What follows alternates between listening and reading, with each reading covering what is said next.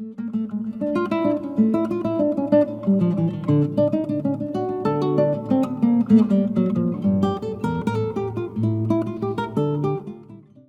esta canción que escuchábamos es la canción de un amigo, un guitarrista virtuoso, músico de jazz, Greg Diamond. Le quiero dar las gracias porque bueno, nos ha cedido esta canción para el podcast. Quiero dar las gracias también a Macumia Ciencian porque me parece que es bueno, una iniciativa fantástica y gracias a esta iniciativa estamos aquí y estoy aquí con vosotras. Ahora os voy a presentar. Este podcast es el podcast de la asociación BIOC, una asociación que lo que quiere hacer es promover la cultura científica, la ciencia ciudadana, la biología comunitaria. Si no sabéis qué es ciencia ciudadana y biología comunitaria, buscarlo porque es súper interesante. Y bueno, pues esto es Bioclogía, ¿no? El podcast de la asociación BIOC. ¿Qué más? Bueno, yo soy Ricardo Mutuberría, Ricky Mutuberría, me llaman Ricky las amistades, ¿no? Soy biólogo de formación, biotecnólogo de formación. He trabajado en ciencia profesional, también en divulgación, en museos de ciencia. Bueno, he tenido unas etapas como muy diferentes dentro, pero siempre dentro del mundo de la ciencia y sobre todo de las ciencias naturales y la biología. Y bueno, pues siempre he querido, he tenido charlas con personas muy interesantes y siempre he pensado, ojo, esto sería genial si pudiera compartirlo con otros. Entonces ya hace tiempo que venía pensando en hacer un podcast y este es el primero. Estoy súper contento y además, bueno, tengo dos invitadas fantásticas para este primer podcast. Tengo a Mariluz. Mariluz, si quieres, preséntate tú. Vale, Egunon. Pues soy Mariluz Buenaga, soy ingeniera en informática y profesora investigadora en la Facultad de Ingeniería de la Universidad de Deusto. Estoy honrada de estar aquí en el primer podcast y muy agradecida. Y la verdad es que es un placer poder charlar de ciencia, de tecnología, de vocaciones y de género pues con personas como Idoia, que es una compañera de este camino, y contigo, Ricky, pues encantada de conocerte hoy también. Igualmente. Y Idoia. Hola, Ricky. Kaixo, Mariluz. Lo primero, muchas gracias por darnos voz y por generar estos espacios que son tan necesarios. Coincido completamente contigo en que la cultura científica, la ciencia ciudadana, pues si podemos hablar de ella, mejor que mejor. Yo soy Idoia Mújica. Trabajo en el Centro de Física de Materiales, ahí coordino el plan de género, también llevo la comunicación, la divulgación y un poquito como tú. He hecho una trayectoria pues que va desde la ciencia pura de estar metida en un laboratorio, hacer una tesis y demás, a pasar por la experiencia maravillosa de trabajar en un museo de la ciencia. Eso me acercó mucho a la sociedad y luego volver a la academia y aterrizar en un espacio privilegiado, que es el de la comunicación, la divulgación y lo que os comentaba, por suerte también, pues lo que ahora es tan necesario, ¿no? Tener planes de género en su sitio y poder contribuir a implantarlos. Y todas estas mañanas, así le decía a Mariluz antes, sí, da un poco pereza venirse desde Donosti para hacer, pero es que es una gozada tener mañanas en las que te pagan por hablar de lo que te apasiona. Sí, sí. Bueno, yo estoy súper contento porque, bueno, pues este tipo de conversaciones y como hablábamos un poco antes, la ciencia a mí me pone muchísimo, me da mucho subidón descubrir cosas nuevas, aprender. Soy muy, muy curioso, muy preguntón. Y bueno, sería preguntar a vosotras también, ¿os pone mucho la ciencia también? Sí, a mí en particular la tecnología. Yo vengo más del mundo de la informática, la tecnología y resolver problemas, resolver retos. Soy muy orientada a proyectos, o sea, me gusta identificar necesidades, darles una solución, trabajar con mis compañeros y con mis compañeras que son súper creativos y luego pues que todo lo que hacemos revierta en la educación, que es a quien nos orientamos principalmente, ¿no? Ver que chicos y chicas utilizan cosas que hemos desarrollado pues da muchísima satisfacción y completar ese ciclo, ¿no? Sí. También, quería comentar un poco porque estás especializada también en educación, ¿verdad? Sí. Y llevas el laboratorio de, ¿cómo se llama? El grupo es Learning Lab y llevamos pues ya... de la Universidad de Deusto. Sí, de la Universidad de Deusto y llevamos ya pues 15 años trabajando en educación STEM en educación científico-tecnológica de jóvenes preuniversitarios. Hacemos cosas desde infantil hasta bachillerato, pues eso, sobre todo en el mundo de la tecnología, acercarles unas primeras experiencias en programación, en robótica, en el pensamiento computacional, y desarrollamos pues, recursos, metodologías, herramientas para que se integren en ese mundo, para que lo conozcan, porque al fin y al cabo, igual que aprendemos los fundamentos de la física, de la química, de las matemáticas, pues hoy en día en un mundo totalmente tecnologizado, los chicos y las chicas tienen que conocer los fundamentos de esas tecnologías también y ser en el futuro ciudadanos y ciudadanas críticas con todo lo que les rodea, ¿no? Y bueno, pues es una labor preciosa y que me encanta y que me apasiona. Súper importante. STEAM, ¿no? Ciencia, tecnología, ingeniería, artes, ¿no? Artes, humanidades, allí entra todo, y matemáticas, ¿no? Idoia, ¿tú también te pone mucho la ciencia? A mí es que tenía ganas de que me la preguntas, pero ojo, a ver si ya hemos pasado esa pregunta. No, a mí es que me pone totalmente. O sea, yo sí me sigo reconociendo en esa persona que desde muy jovencita le petaba la cabeza. Cuando volvía a casa, yo creo que mi madre a veces era en plan de, por favor, ¿qué ha pasado hoy? Porque decía, mamá, es que no sabes cómo funciona una pila de Galvan, y te juro que me emocionaba. Y no creo que haga falta ser tan apasionada para acercarte a la ciencia, pero la realidad es que a mí todavía a día de hoy las cosas que pasan en mi centro están haciendo quantum entanglement, o sea, entrelazamiento cuántico. Claro, eso a mí no me ha tocado estudiarlo per se cuando hice la carrera. Claro, lo escuchas, lo ves, que están pasando cosas alucinantes a nivel de inteligencia artificial, toda la tecnología que comenta Mariluz. Claro, yo ahí me reconozco dentro de los que somos de las personas que somos de ciencias. También nos distinguimos los que somos un poquito de ya, pero yo es que no sé mucho de tecnología, ¿no? Yo soy un poco más analógica, yo estoy muy cómoda con mis átomos, con mis moléculas, con mis principios básicos, y eso también hay que abandonarlo. Entonces, para mí nos pasa a veces que os preguntáis qué es lo que estudiaríais si os tocara la lotería, por ejemplo. Yo, evidentemente, pues bueno, supongo que no trabajaría, pero sí que seguiría estudiando. Y me planteo, ¿qué haría? Estoy entre antropología y arquitectura. Y si pudiera, haría las dos. O sea, quiero decir, a ese nivel de decir, todavía me pone muchísimo aprender. Sí, Sí. yo me acuerdo en Estados Unidos tenía una dentista, estuve estudiando allí, y bueno, pues ella tenía una clínica dentista, ganaba muy bien, y su marido se dedicaba a estudiar carreras, ya iba por la tercera, y cuidar a los críos y el hogar. Le encantaba cocinar. Y yo pensaba, este señor es mi héroe. Yo quiero ser así cuando sea mayor. Yo quiero ser ese señor. Sí. Bueno, una ventaja que tenemos los que trabajamos en educación, en divulgación, en outreach, ¿no? En outreach, vamos a sacar la ciencia a la calle. Es que podemos tratar todos estos temas. O sea, un día estamos con pues, física de materiales, no sé qué, otro día, o sea, tenemos un poco esta suerte, ¿no? O sea, cuando te pone la ciencia, cuéntanos un poquito esto del outreach. Mira, el outreach para mí es esa parte que ahora ya se ha convertido en fundamental del concepto de ciencia, porque antes sí que es verdad que la ciencia se limitaba a los nichos del saber máximo, teníamos absolutamente idolatradas a esas personas que accedían a los conocimientos científicos, y en algún momento nos dimos cuenta de que eso es un sinsentido. A día de hoy es imposible que tú puedas trabajar ciencia si no eres capaz de hacer por lo menos un intento de acercarlo a la sociedad, y no solo acercarlo ya en su etapa final, que es cuando ves directamente la aplicación, que es cuando ves que realmente hay que tener ese tendido científico que solo trae ventajas a la sociedad, sino mucho antes, cuando nuestro centro, por ejemplo, es un centro de investigación básica. Con eso que quiero decir, que es que nos movemos en lo que se llaman las fronteras del conocimiento y estamos lejísimos de lo que va a ser una aplicación directa. No va a llegar un día en que te diga, Ricardo, mira, como aquí se estudió, o quizás sí, pero vamos, no es el objetivo. Y sin embargo, hay que hacer ese esfuerzo, ¿no? Por tender esos puentes. Entonces, por suerte ahora se ha profesionalizado figuras pues como la mía o la de muchas compañeras, Amaya Regui, Itziar Otegi. Hace mucha falta.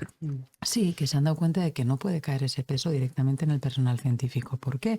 Uno, porque es que no son profesionales de la comunicación y la divulgación, no tienen por qué entender ese lenguaje, necesitan que alguien les acompañe en ese camino de poder trasladar ese conocimiento a la sociedad. Y dos, porque es que en sí la labor de gestión y gestionar esos espacios, hacer esas conexiones con esos ayuntamientos, diputaciones, pues como surgió Emakumeak Zientzian, eso es profesional, eso necesitas a alguien que esté de empeño en ello, ¿no? Entonces a mí en ese sentido me encanta mi trabajo porque me reconozco en la persona capaz de hablarte de un concepto científico y hacer yo mi propia divulgación científica, pero también me reconozco en la persona capaz de ser outreach manager, es decir, la responsable de comunicación que va a generar esos espacios para que se encuentren las personas que se dedican a la ciencia y la sociedad en general. Además, pues muchas veces eso, con proyectos tan bonitos como que te plantees hacer talleres específicos para colectivos que los necesitan específicamente, ¿no? O sea, no solo voy a hacer una charla, sino que puedas hacer un taller específico y ponérselo cerquita en las manos a los científicos y a las científicas les ayuda mucho a creerse que realmente ellos también pueden hacer outreach, aunque no tengan...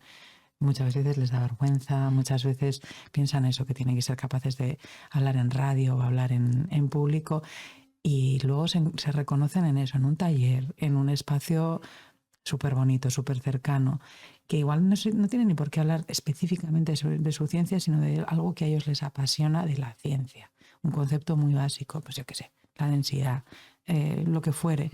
Ahí esos espacios son maravillosos, sí. Nos deberían formar en todas estas competencias blandas a los científicos, ¿no? Soft skills. Cómo comunicar, soft skills, ¿no? Pero cada vez se hace más, ¿eh? Sí, y se agradece más. Sí, se mejora hay muchísimo. muy buenos y buenas profesionales en esto. Sí. Y se está introduciendo porque hasta ahora ha sido estos, ¿no? Hard skills, ¿no? Estas capacidades duras, técnicas y tal, pero muy importante, sí. Pregunta, esta pasión por la ciencia, ¿cuándo os dais cuenta? Pues yo soy biólogo desde pequeñito, os cuento una historia. Una vez no aparezco a comer en casa, estaba lloviendo muchísimo, tal, y claro, mis aitas preocupadísimos, ¿dónde estará este? ¿Dónde estará este?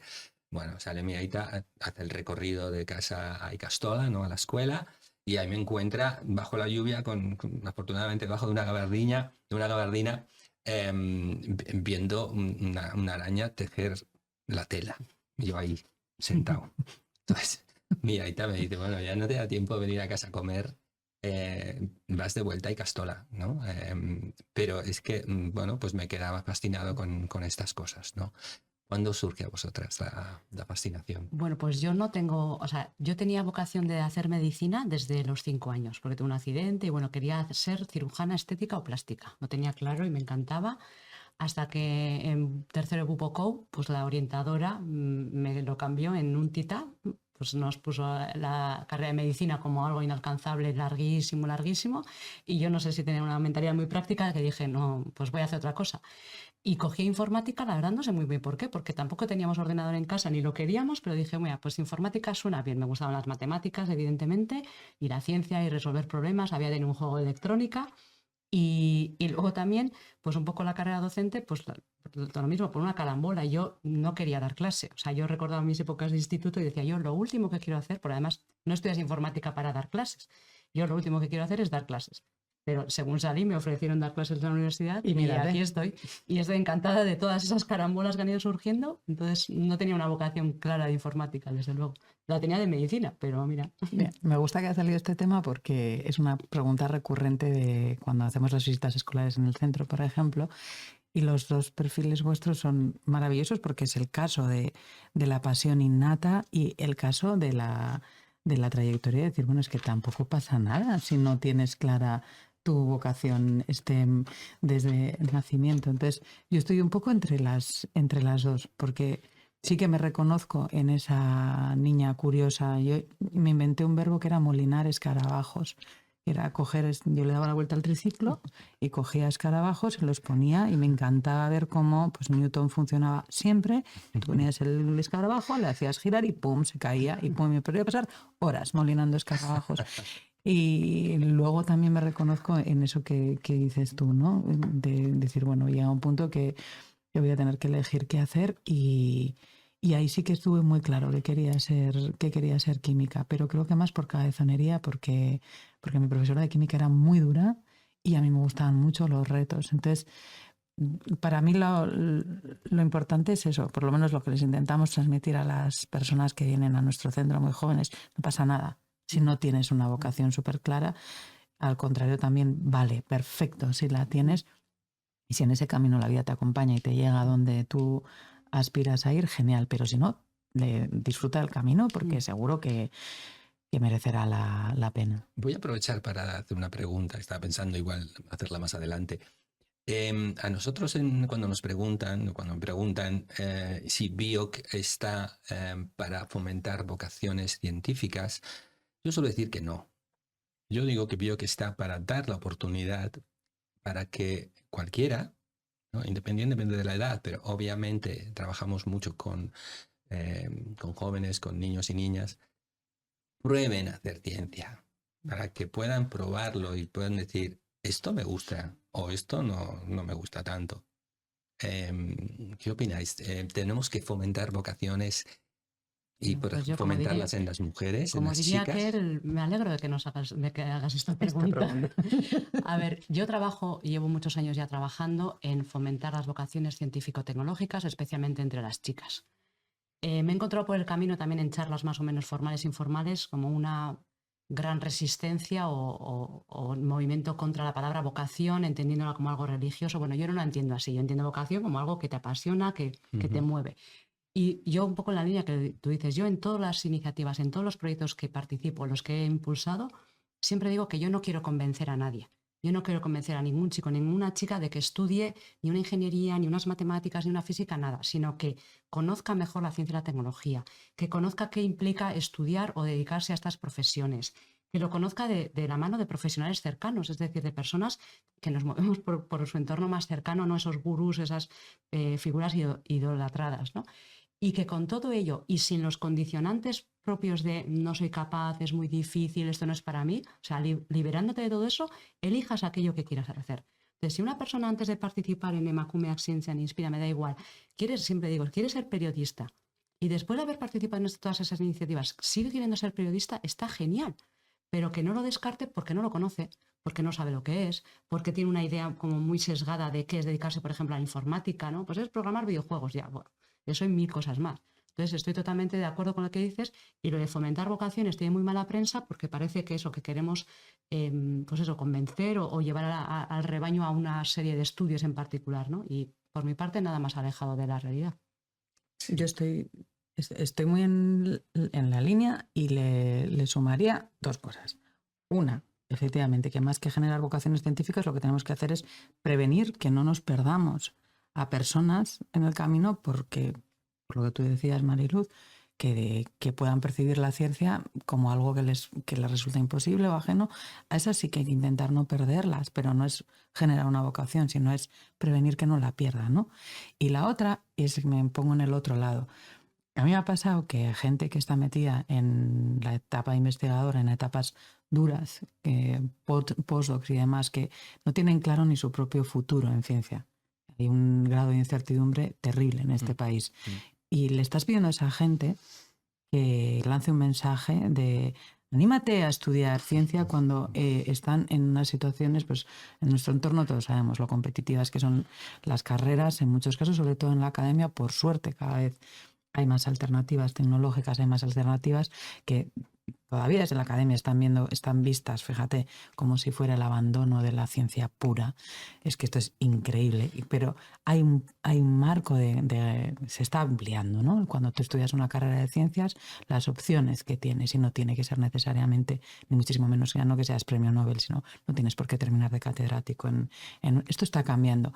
Pero a esas personas que están en ese camino, que no saben a dónde van a ir, les dices, oye, viene un grupo de 30 adolescentes, anímales. ¿De dónde me voy a sacar yo las ganas de animarles? Entonces, yo ahí lo que les digo es ser sinceros y contar, pues hay una parte oscura en esta trayectoria, yo misma la estoy viviendo y estoy intentando resolverla, pero también más que fomentar las vocaciones científicas es una vez más hacer autocrítica y decir, Yo cuando me hicieron esta pregunta la primera vez dije, ¿qué le dirías a un adolescente? Le digo, tranquila, que estamos barriendo la casa. Pero cuando tú llegues, Estará más espero limpia. que te la encuentres mejor, pero no te voy a animar, o sea, no vamos a vender aquí una panacea de que la carrera científica es ni lo uno ni lo otro, ni que es tan complicada y tan llena de obstáculos, ni como que, pues es que me da pánico esos mensajes de, es que si tú quieres, puedes. Bueno, ¿no? ya veremos, o sea, vamos a intentarlo entre todas, entre todos, pero huyamos un poco de esos mensajes de, lo más importante es tu pasión, lo más importante es tu vocación.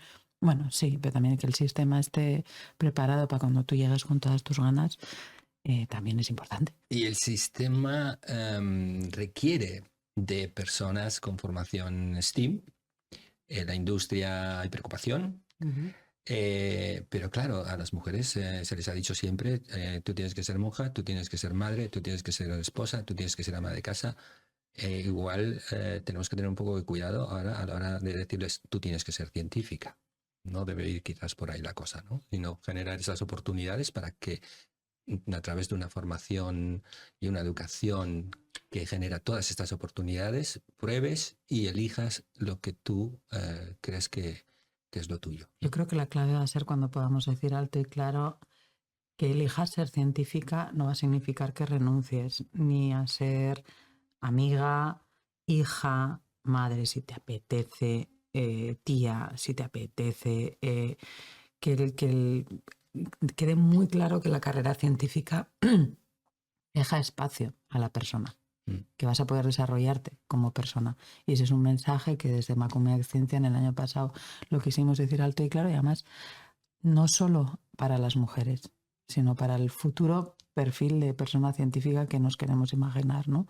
Pues ese hombre que pueda hacer su carrera sin necesidad de responder a ese perfil de genio, excelente, ready 24/7, absolutamente apasionado, perdido por su carrera y con barbaridades como las que hemos escuchado. Y es que lo repito, pero a mí en mi centro más de una persona me ha dicho, es que para mí esto no es un trabajo, yo podría estar aquí 24 horas. Y bueno, pues míratelo, porque ni es sano para ti, ni es lo que le podemos vender al resto del mundo si queremos que esto sea sano a todos los niveles, de salud mental, de salud emocional, de todo. Sí. Bueno, seguiremos un poco por esa línea también luego porque vamos a hablar un poco sobre cómo podemos mejorar la profesión de la ciencia para todos y todas, para que sea más inclusiva, más justa y bueno, pues para que pueda ser una actividad profesional que nos permita disfrutar de la vida y de nuestras familias, etcétera, ¿no? Yo para este podcast, bueno, he hecho una pequeña revisión de un poco de la historia, de la historia y de las mujeres en la ciencia. Hay una entrada en Wikipedia que es fantástica. Yo recomiendo a la audiencia que tire de Wikipedia y que se lea esto, porque he descubierto cosas que me han parecido fascinantes. Por un lado, he descubierto que la contribución de la mujer en la ciencia es mucho mayor de lo que yo pensaba. A través de la historia, a pesar de todas las dificultades, he descubierto cosas, ¿no? Como el baño María, que viene de María, pues una mujer que, bueno, alquimista, ¿no? Protocientífica y tal, que desarrolló algunas técnicas que se utilizan en los laboratorios. He descubierto bueno, pues que las mujeres han contribuido mucho a la astronomía, a la botánica, a la medicina, que en la Grecia clásica había mujeres que estaban en las escuelas de filosofía, de medicina, etcétera, que ejercían, que en la Edad Media también ha habido mujeres pues, que han hecho una contribución mucho mayor de lo que yo pensaba. Pensaba que la Edad Media iba a ser como la época sí, oscurísima y tal, pero bueno, hay algunas mujeres que han hecho cosas súper interesantes también, unas aportaciones muy interesantes y parece ser un poco como que es cuando, a pesar de que con la ciencia moderna se abren puertas a las mujeres, había mucha actividad, o había cierta actividad en mujeres, sobre todo de familias pudientes, que practicaban ciencia como amateurs, ¿no? Un poco está lo que fomentamos nosotros, la biología comunitaria, la ciencia do it yourself, ¿no? Y como, bueno, pues como no profesionales. Pero cuando se profesionaliza la ciencia, las academias, ¿no? El Royal Academy, la Academia de Ciencias Francesa y tal y cual, ahí quedan excluidas de las universidades y tal. O sea que es como también un poco una enfermedad de la ciencia moderna. Y esto, bueno, me da pie un poco a que hablemos, si queréis, un poco podéis comentar sobre la historia del papel de la mujer en la ciencia, pero me da pie a la pregunta que creo que es clave. ¿Por qué necesitamos, por qué queremos mujeres en ciencia, en STEAM? ¿Para qué? ¿Para quién? ¿Por qué es esto bueno? Sí, muchas veces cuando trabajamos en estos programas o iniciativas de fomentar que haya más mujeres en ciencia, parece que es un capricho, ¿no? Parece que, bueno, pues que se nos ha ocurrido oye, que si somos el 50 o más del 50% de la población, pues que también queremos estar en ese mismo número. Y no es un capricho, es decir, la falta de mujeres en este caso, pero la falta de diversidad en cualquier equipo, en cualquier institución, en cualquier sociedad, lo que hace es que esa mirada no esté. Es decir, en informática, en tecnología, hay muchísimos ejemplos que demuestran que la falta de la perspectiva de la mujer, de la visión de la mujer o de las vivencias de la mujer han producido desarrollos sesgados. Es decir, tenemos ejemplos en medicina, tenemos ejemplos en la seguridad de los vehículos, tenemos ejemplos en la inteligencia artificial, en el reconocimiento de imágenes. El que no haya, porque yo siempre digo, los hombres, si no aportan la mirada de la mujer o la perspectiva de la mujer, muchas veces no es porque no quieren o por mala fe, es simplemente porque no la tienen. Yo no puedo saber cuáles son las vivencias de una mujer negra porque yo no lo soy. Entonces yo no puedo decir cómo vive una mujer negra pues cualquier situación del día a día porque yo no lo soy. Entonces un hombre no puede poner encima de la mesa la visión, la mirada de la perspectiva de la mujer porque no lo ha vivido. Entonces lo que hace falta son mujeres, lo que hace falta son personas de diferentes edades, lo que hace falta son personas de diferentes culturas, de diferentes razas, para que esos desarrollos, y sobre todo eso ahora con la tecnología, la inteligencia artificial, si entrenamos la inteligencia artificial con datos sesgados, lo que van a salir ahí son desarrollos sesgados. Entonces, es importante porque la diversidad aporta riqueza. Entonces, y son consecuencias directas. Hay ejemplos, yo siempre pongo un ejemplo en las charlas, de un marido y una mujer pidieron una línea de crédito exactamente con las mismas características y a él le dieron como 20 veces más créditos que a ella. Con las mismas características, lo único que cambiaba era el sexo. Entonces, esos ejemplos se repiten una y otra vez. Entonces, tiene consecuencias reales y directas para nuestra vida. Entonces, no es un capricho el que queramos que haya mujeres ahí, igual que diversidad de otro tipo de colectivos. Es que yo creo que de hecho que no las haya es indicativo casi como una patología, ¿no? O sea, cuando ya veo una cosa que dices esto está sesgado, automáticamente se me activa el chip de decir qué está pasando, ¿por qué? Porque lo natural, igual que es natural que seamos, por naturaleza nacemos el mismo número de hombres que de mujeres, eso lo ha diseñado así el sistema, no nos hemos inventado nada, eso nos supera. Porque una pregunta clave sería ¿y por qué la naturaleza no hace más hombres o más mujeres? Y sin embargo está archidemostrado que es que estamos así diseñados para ser el 50% de la población de un género y del otro. Entonces, cuando tú veas algo que sistemáticamente se repite, que tienes un 80% de... Pero además me da igual para qué lado. Cuando tú ves en algún momento que hay un 80% de mujeres en enfermería, pregúntate qué está pasando, porque te estás perdiendo algo. Estás perdiéndote la oportunidad, pues a que un hombre se plantee ser un gran cuidador.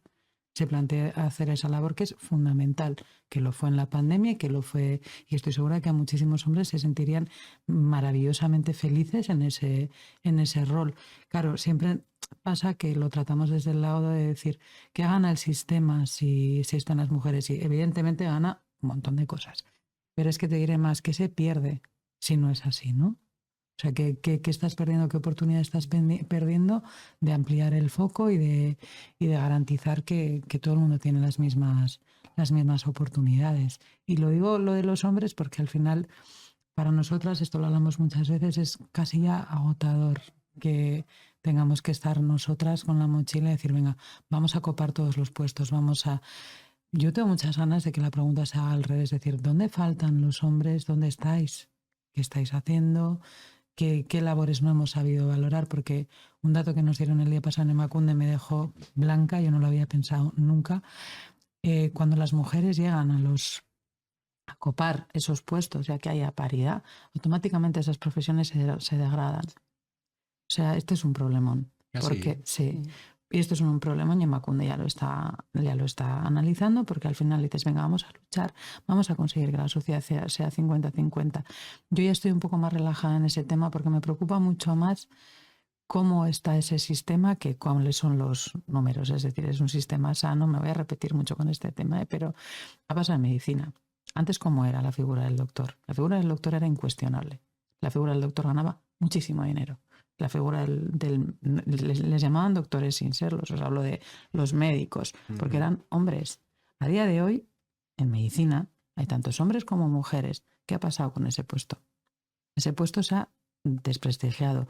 No tienen tiempo para sus consultas, no están suficientemente valoradas como profesionales, ni ellas ni ellos. O sea, esa figura ha caído un poco en descrédito, ¿no? ¿Es consecuencia directa de que hayan llegado las mujeres? Yo no me atrevería a decir que es consecuencia única, pero sí que es curioso. Que en cuanto aparecemos por ahí, de repente ese puesto ya se empieza a intuir más como, bueno, yo al médico lo tengo para lo que me da la gana. No, yo voy ahí, me tiene que hacer caso, y todo lo contrario, el sistema como, bueno, tú con 15 minutos de consulta ya vas sobrada. Y ahí empiezan los problemas. Y es muy casual que haya ocurrido de la mano de que hayan llegado las mujeres a esos puestos. Sí, se puede ver el movimiento contrario. Cuando los hombres entran en una profesión, esa profesión se prestigia. Tenemos el ejemplo de la cocina. Perfecto. Las mujeres han cocinado tradicionalmente toda la vida, toda la vida. Y han sido cocineras, pero también profesionales, no solo en el hogar. Cuando los hombres entran, esa profesión, bueno, ahora los chefs, ya son cocineros, son chefs. Las peluqueras han sido mujeres. Mi ama. Cuando entran los hombres, son estilistas. No, es que esto es muy... O sea, quiero decir que por eso, cuando nos centramos en los números, y mira que aquí creo que todas las que estamos aquí sentadas somos amigos de los números, cuidado, porque ese objetivo igual no es garantía. Ese 50-50 igual no es garantía. No lo quiero decir como algo negativo, sino como que no perdamos de vista que el objetivo real, por lo menos para como yo entiendo el feminismo, como yo entiendo la igualdad, es que tú garantices que estás generando espacios seguros para todos, y para todas, y que estás cambiando la cultura desde dentro. Y los números irán y acompañarán. Y cuando todo esté naturalizado, probablemente ese 50-50 llegará, pues igual que nosotras parimos 50-50, pero que no sea el único objetivo, porque yo a veces me lo planteo, digo, en mi centro, y esta es una crítica muy, muy fuerte porque estoy hablando de mi centro de investigación, y ahora no tendría la garantía de que estuviéramos en igualdad, aunque tuviéramos el 50% de la plantilla de mujeres, si no va acompañado de un cambio de cultura, si no va acompañado de un cambio de modelo.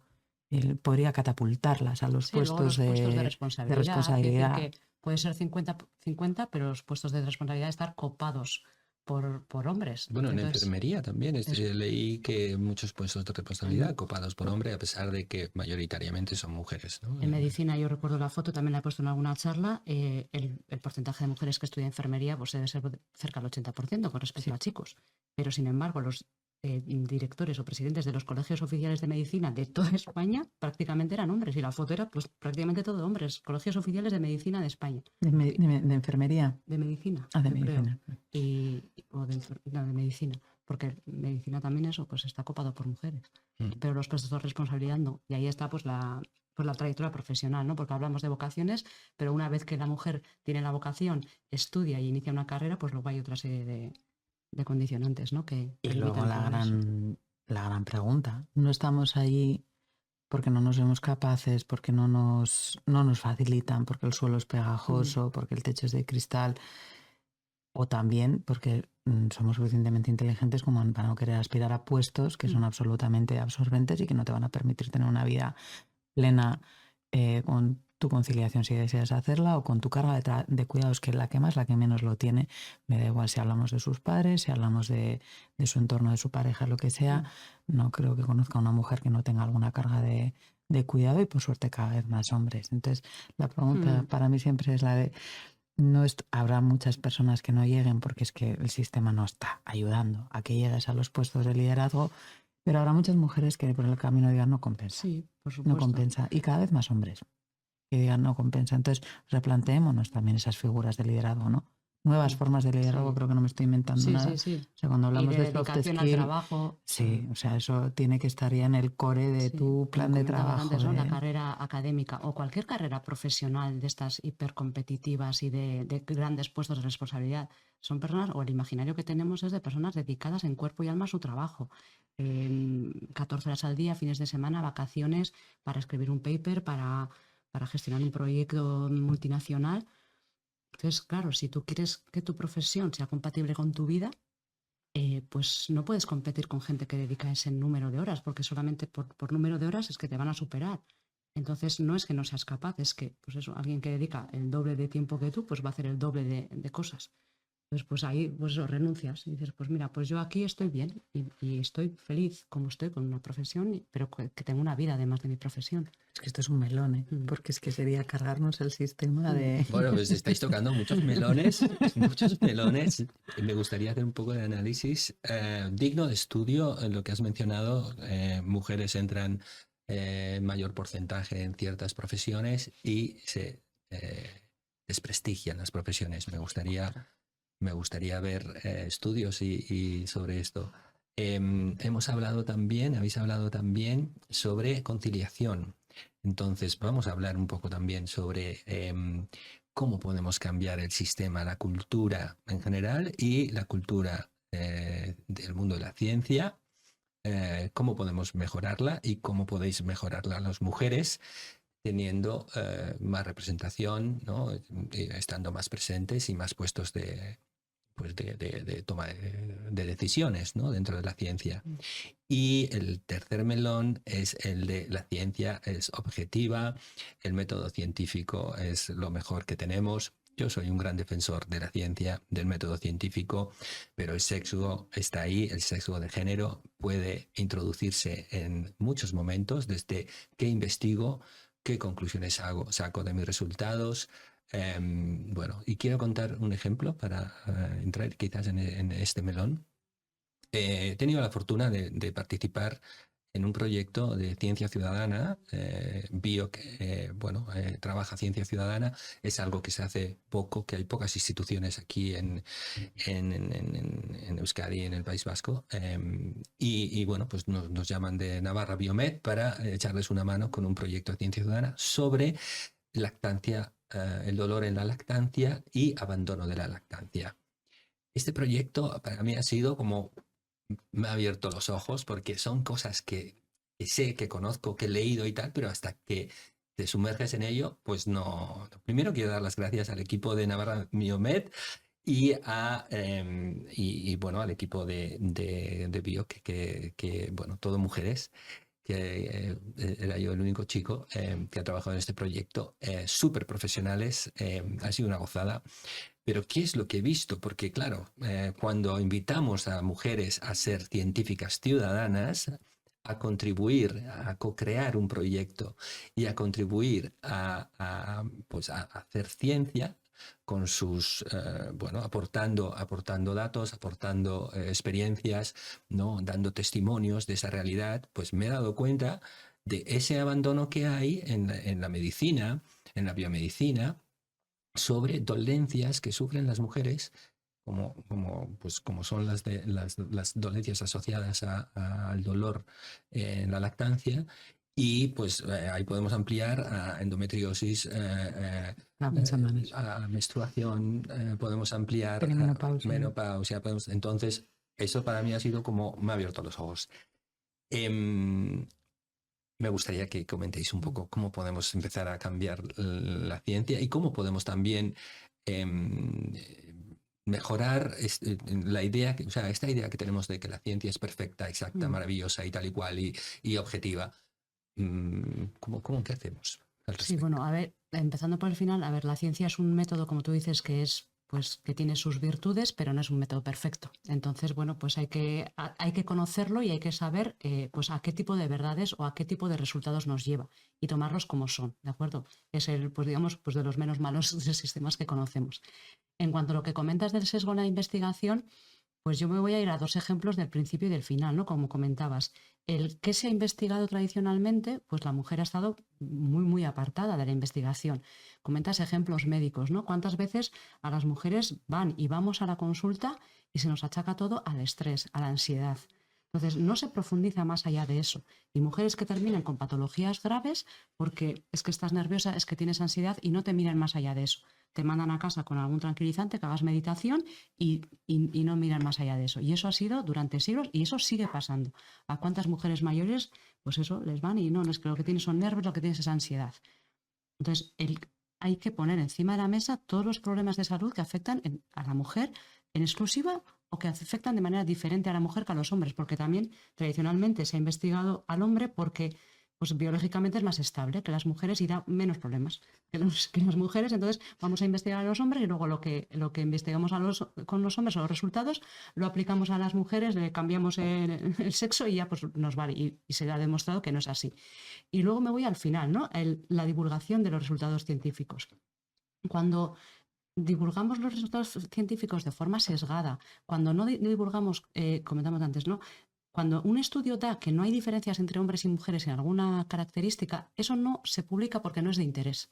La ciencia tiene un problema muy grande, que es que lo que no demuestra diferencias no se publica. Entonces, muchísimos estudios han demostrado que no hay diferencias, por ejemplo, biológicas en hombres y mujeres en muchísimas cosas y eso no es de interés de publicación. Y cuando sale una pequeña diferencia, una mínima, se magnifica, ¿no? Y se publica a bombo y platillo en los telediarios, en la tele, cuando igual es un estudio que luego profundizas y tiene errores metodológicos, se ha investigado sobre 5 sujetos y los resultados son una mínima diferencia que no es significativa. Pero claro, si salen todos los medios ya, pues ahí queda, ¿no? Entonces, bueno, pues hay mucho que hacer ahí en la ciencia y en los sesgos. Porque el cero también es un resultado. Eso es algo que las personas que hemos hecho ciencia, yo a mis hijos se lo digo, les cojo mi tesis y en vez de enseñarles los últimos resultados, les enseño las tablas de 0,0000000. O sea, quiero decir que asomamos eso. A mí de las pocas cosas que me gustaron de la pandemia fue que creo que se hizo la gente no tuvo más remedio que aceptar lo que la ciencia es en realidad. La ciencia no es una respuesta absoluta, inmediata, certera y que además no puede equivocarse y no puede ir para adelante y para atrás. En esa emergencia fue cuando realmente tuvimos que ser sinceros con la sociedad y decirles no pongáis en un pedestal al científico con bata que va a venir aquí a salvaros porque no tiene absolutamente nada que ver con la cultura católica, apostólica y romana, el cómo se hace ciencia. Que tengáis en cuenta que aquí va a haber fallos, va a haber para atrás y va a haber para adelante. Y esa lección de humildad me gustaría que nos la quedáramos ya para siempre en la forma en la que se estudia la ciencia y en la forma en la que se divulga luego la ciencia. Dicho eso, pues lección de humildad y coger y decir, hasta ahora se han hecho las cosas de esta manera, pero es que estamos viendo que esto tenía un sesgo consciente, inconsciente, cultural, no cultural, da igual, cómo queremos hacer las cosas de aquí en adelante. Y para eso, pues redes sociales como Instagram, pues cada una decidimos a quién seguimos. Yo lo tengo muy claro. A mí me saltan noticias todo el rato de decir, estudios sobre la perimenopausia. Me llena de ilusión y alegría cuando veo que ahora las mujeres hablan de la menstruación, que es una cosa que tú y yo, Mariluz, nos enseñó que tu menstruación la vivías en tu casa, en tu silencio, y ese dolor te lo comías. Y con vergüenza, como la Virgen María. Y cuántas endometriosis no se han diagnosticado porque tu regla es tuya y tú te la comes con tus ibuprofenos. Entonces, el dolor es normal.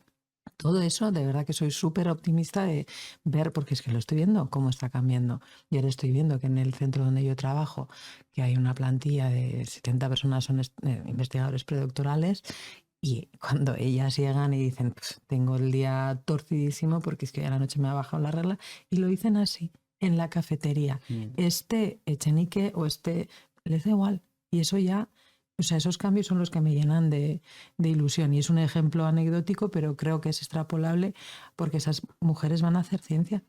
Y esas personas que están escuchando ese discurso van a hacer ciencia. Entonces, O sea, fundamental eso, todos los ejemplos de fracaso, ponerlos encima de la mesa, tenerlos muy presentes para decir, oye, cuando vayas a plantearte tu línea de investigación, que no se te olvide que en su momento esto pasó, ¿no? Y que en tu mano va a estar que no vuelva a pasar. Y si pasa, que tengas la humildad de decir, uy, perdón, y voy a volverlo a hacer. Importantísimo, entonces, ese papel de las mujeres en la ciencia para, bueno, pues para estudiar, para investigar y para que la realidad de las mujeres esté presente en las investigaciones, se generen datos que sean publicables o no. Pero bueno, vamos a pasar al siguiente melón, el de la conciliación. ¿Cómo podemos hacer? Porque además se nos acaba el tiempo. Algunas medidas, ¿no? Escuchaba, por ejemplo, en los congresos poder tener unas guarderías para que hombres y mujeres que van con niños a congresos puedan. ¿Qué medidas podemos implementar? ¿Qué se os ocurre para mejorar la conciliación? Yo creo que también hay que tomar medidas drásticas que obliguen a los hombres a responsabilizarse en el caso de la crianza de los niños o de la crianza de los padres y madres cuando son mayores. Es decir, medidas de obligatoriedad, porque al principio son polémicas, pero luego ellos agradecen muchísimo el haber podido dedicar tiempo a la crianza de sus hijos, al cuidado de sus mayores, porque tú hablas con hombres que lo han hecho y dicen, es que agradezco infinito haber aparcado mi carrera para cuidar a mis padres, para cuidar a mis hijos. Entonces, como decimos, esto no es solo de que la mujer pueda conciliar, sino de que los hombres puedan vivir esa parte de la vida que es preciosa, que es, pues eso, y yo creo que eso, obligando y forzando a que se cojan los permisos, a que se cojan las bajas, a que lleven a los niños y niñas al médico, a que vayan a las reuniones del cole, es decir, es que tiene que ser obligatorio. Y eso abrirá el espacio pues para todos, para ellos y para ellas. Y para eso, o sea, imprescindible, pues, iniciativas como Coara, que es ahora mismo pues, un compendio de gente que se ha dado cuenta que tienen que cambiar los estándares por los que medimos el trabajo de investigación. No podemos seguir teniendo los mismos indicadores. O sea, lo que tú dices, Mariluz, pues ojalá todos los hombres se cogieran esos permisos, las mujeres se los sigan cogiendo, pero que no tenga un impacto directo en su aspiración a poder permanecer en la carrera investigadora o en el ámbito científico-tecnológico, y me atrevería a decir en cualquier ámbito. Pero en concreto, en el ámbito científico-tecnológico, en la academia, es perverso. Los indicadores solo hablan de lo que históricamente han sido considerados indicadores de excelencia, y es directamente en qué revistas publicas. Sí. ¿Cuál las es movilidades, por ejemplo? Las movilidades son imposibles para quien esté criando hijos. Claro. Entonces, eso tiene que... O sea, tiene que mucho abandono también, ¿no? Muchas mujeres que abandonan la ciencia, pues no me puedo ir al extranjero. Pero ¿no? es que al mismo tiempo tú no puedes tener una carrera de excelencia si no te puedes ir al extranjero. Es una trampa todo el rato. Entonces, o cambias esas formas de decir, perdón, que tú tienes a tu cargo a personas y estas, pues a ti no te podemos evaluar igual. No te podemos evaluar, hay que cambiar esas formas de evaluar, y durante unos años vas a tener, llámalo como quieras, pero ese trabajo se te van a sumar puntos directos en paralelo. O sea, eso se está hablando ahora a nivel europeo, se está hablando a nivel mundial, y que ya está bien, que hay que dar una solución real, sistemática, y luego, por supuesto, invitar a que esos permisos y esas nuevas referentes de indicadores los disfruten toda la comunidad científica. Una ciencia menos competitiva, con otras formas de evaluar. Slow science, lo dijiste ayer y me lo quedo. ¿El qué? Soft science. Slow science. Que es lo que quiero que sea este podcast también, Slow Science, pero desafortunadamente hoy sí que tenemos el tiempo limitado. Me gustaría invitaros otra vez, porque se han quedado muchas cosas demasiadas en el tintero, y quiero acabar con, y quizás podemos acabar con este dato. El comité, el IPCC, que es quienes hacen estas evaluaciones sobre la crisis climática y las posibles consecuencias futuras del calentamiento global, únicamente tiene un 30% de mujeres. Me ha parecido ese dato, bueno, también significativo y un poco triste. No sé quién hace la selección. Y esta es una sección que quiero introducir en todos los podcasts, que se llama Ecochorradas, ¿no? Ecochorraqueriac. Entonces, todos hacemos cositas para tener un menor impacto, una menor huella de carbono, y contribuir a que este planeta no se vaya al carajo. Yo, por ejemplo, esta botellita me la dieron en un congreso y me la llevo a todos lados y me la lleno de agua en mi casita y así evito tener que comprar más botellas de plástico. ¿Cuáles son vuestras ecochorradas? Es que yo hago muchas chorradas. Qué bien, me gusta. Antes se me había ocurrido una, pero la que me siento súper orgullosa es que se me estropeó la secadora y no me he comprado otra. Y es un reto en mi ciudad y con mi terraza al aire como la tengo pero cada vez que entro en mi casa y hay una amiga que me dice, de verdad que pareces un tenderete, digo, sí, efectivamente, pero pues ya no tengo secadora y el invierno pasado conseguí pasarlo, este invierno está arrancando fuerte con mi hijo que tiene a bien mearse en su cama una noche sí y otra también, ese edredón nórdico, pero estoy tan contenta de dentro de todo lo demás, que es por supuesto reciclar y demás, haber prescindido de ese electrodoméstico que muy bien para el que lo tengo, yo lo he tenido muchísimos años, pero estoy súper orgullosa de mí, esa cochorra de decirle, venga, oye, otro invierno, a ver si lo pasas, va, venga, va. Estas cositas que ahora es que encima te dan subidón. Me da subidón cada vez que tiendo la ropa y digo, venga, va. Además, secadoras generan muchísimo microplástico también. Tal cual. Y bueno, me parece como... Y Gora los tenderetes, tío. Y Gora las calles como Efectivamente. Nápoles, llenas de ropas colgadas, ¿no? En Nápoles llueve menos, pero venga, Gora. O sea. Y ahora cada vez aquí menos también.